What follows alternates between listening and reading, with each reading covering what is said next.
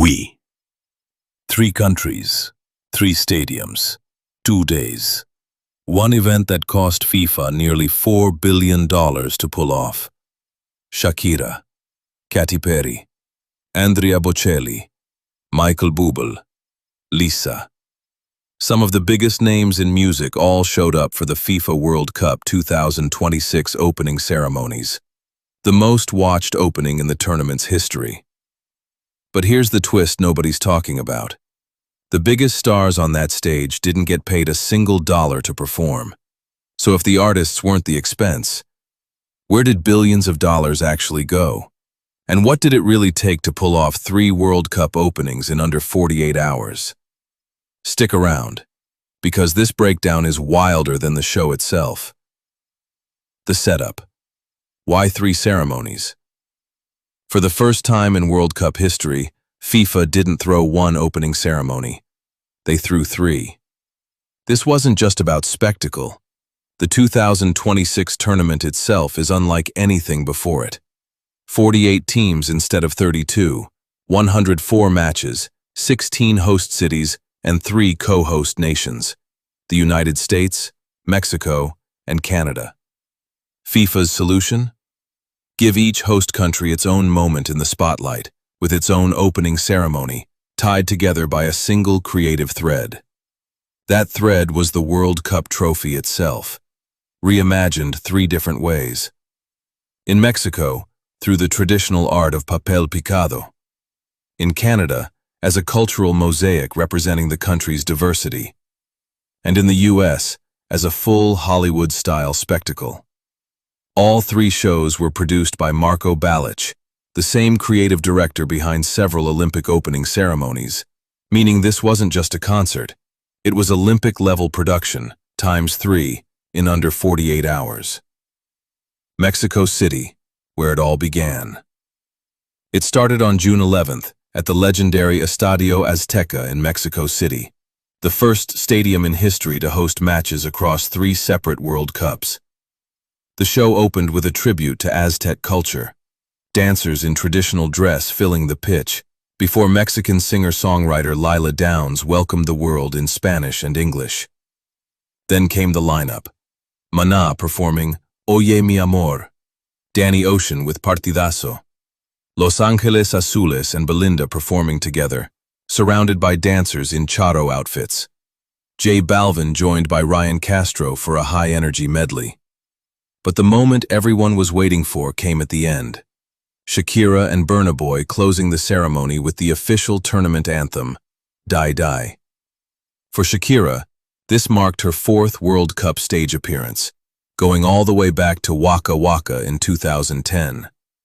Before the match itself, Andrea Bocelli and singer Ejai performed DNA, the official FIFA World Cup anthem, followed by the national anthems, with Tyla singing South Africa's, and Alejandro Fernandez closing it out with Mexico's. Toronto, Canada's first home World Cup match. Less than 24 hours later, the celebration moved to BMO Field in Toronto, for Canada's first ever home World Cup match. The ceremony opened with William Prince delivering a land acknowledgement, honoring Indigenous Canadians, followed by a performance highlighting the bridge between Indigenous heritage and modern Canadian identity. From there, Alessia Cara performing a medley of her hits, Nora Fatehi, Vegedream, and Sanjoy bringing global rhythms to the stage. Jessie Reyes and Eliana performing Illuminate together. Then came the moment built for goosebumps. Michael Bublé, joined by the Soul Power Choir, covering Bring It On Home to Me, followed by Alanis Morissette singing the Canadian national anthem, and a flyover from the Canadian Forces Snowbirds to close it out. Los Angeles, the Hollywood finale.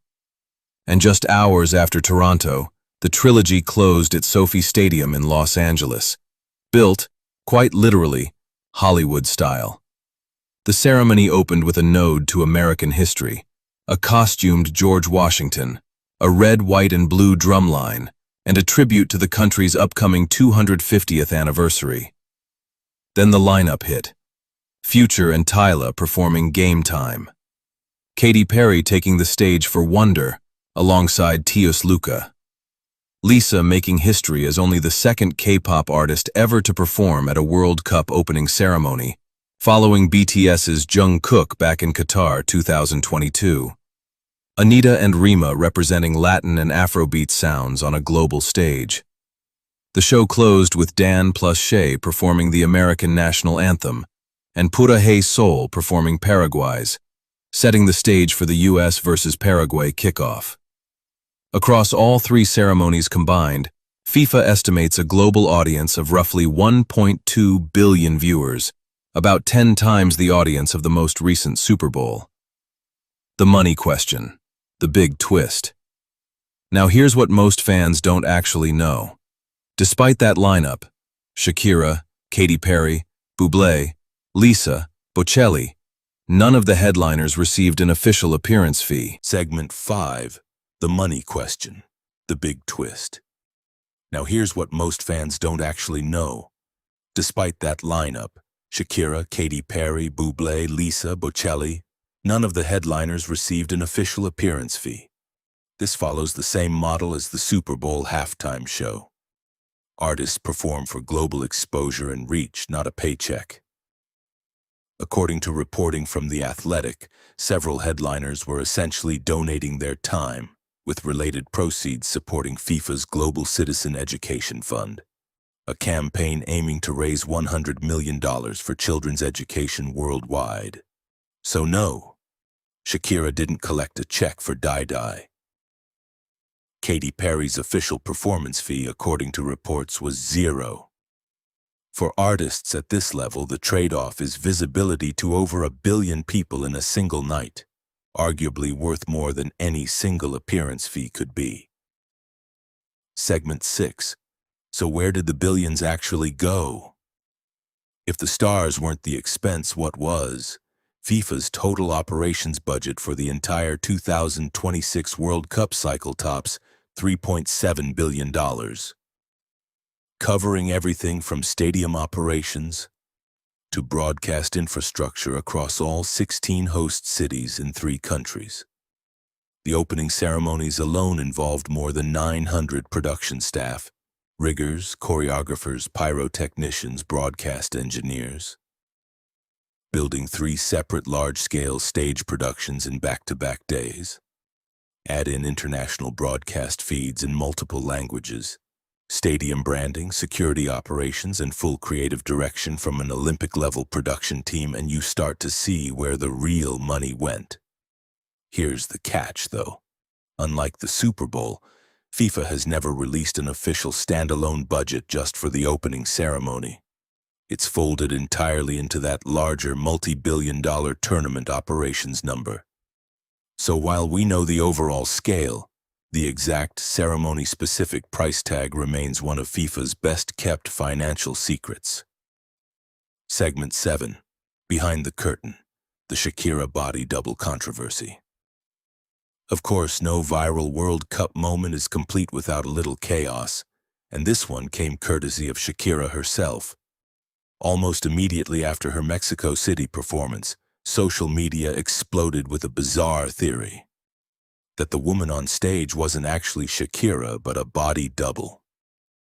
Fans zeroed in on her sunglasses, her movements, even her hip motion, comparing frame-by-frame clips online. There was no real evidence behind the claim, just internet speculation feeding off itself the way it always does. When the ceremony's producer was later asked about it directly, his response was blunt. He said he'd rather focus on the fact that the performance was impactful and that the music was engaging than entertain a conspiracy with no real basis. Real Shakira or not, one thing is certain. Die became one of the most talked about moments of the entire opening weekend. Segment 8. The ticket price backlash. Nobody could ignore. While the performers were donating their time, fans attending in person were paying a very different price. The 2026 World Cup officially became the most expensive in tournament history. FIFA's dynamic pricing model meant ticket costs shifted constantly based on demand, Official prices ranged from as low as $60 for limited lower-tier seats, all the way up to nearly $11,000 for Category 1 seats at the final. On the resale market, it got even more extreme. Some listings for the final reportedly hit six figures, with certain premium seats spotted as high as $230,000 in the weeks before kickoff. It's a sharp contrast worth sitting with.